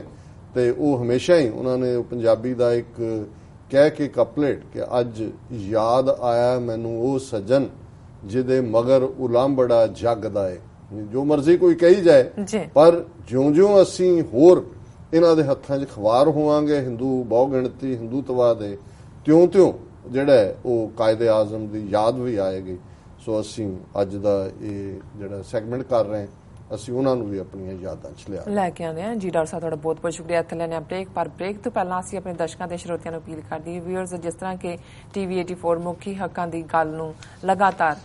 ਨਾਲ ਚਲਾ ਰਿਹਾ ਹੈ, ਆਪਣੀ ਗੱਲ ਸਾਰਿਆਂ ਸਾਹਮਣੇ ਕਰ ਰਿਹਾ, ਅਸੀਂ ਚਾਹਾਂਗੇ ਤਾਂ ਤੁਸੀਂ TV 84 ਦੀ ਵੱਧ ਤੋਂ ਵੱਧ ਮਾਈਕ ਸਹਾਇਤਾ ਕਰੋ। ਤੁਸੀਂ ਆਪਣੀ ਜਿਹੜੀ ਮਾਈਕ ਸਹਾਇਤਾ ਹੈ ਤੁਸੀਂ ਸਾਡੀ ਵੈਬਸਾਈਟ tv84.tv ਤੇ ਜਾ ਕੇ ਪੇਪਰ ਰਾਹੀਂ ਰੀਕਰਿੰਗ ਡੋਨਰ ਬਣ ਕੇ ਕਰ ਸਕਦੇ, ਜਾਂ ਫਿਰ ਤੁਸੀਂ TV 84 ਦੇ ਨਾਮ ਤੇ ਚੈੱਕ ਬਣਾ ਕੇ ਸਾਨੂੰ ਮੇਲ ਕਰ ਸਕਦੇ ਸਾਡੇ ਇਸ ਪਤੇ ਤੇ 36-01 37th Avenue, Long Island City, New York 11101 USA, ਜਾਂ ਫਿਰ ਤੁਸੀਂ ਸਾਨੂੰ ਫੋਨ ਰਾਹੀਂ ਵੀ ਸੰਪਰਕ ਕਰ ਸਕਦੇ ਹੋ 5164060694। ਵਿਊਅਰਸ, ਤੁਸੀਂ ਸਾਨੂੰ ਇਸ ਤਰ੍ਹਾਂ ਬਣੇ ਰਹਿਣਾ। ਮਿਲਦੇ ਹਾਂ ਛੋਟੇ ਜਿਹੇ ਵਕਫੇ ਤੋਂ ਬਾਅਦ।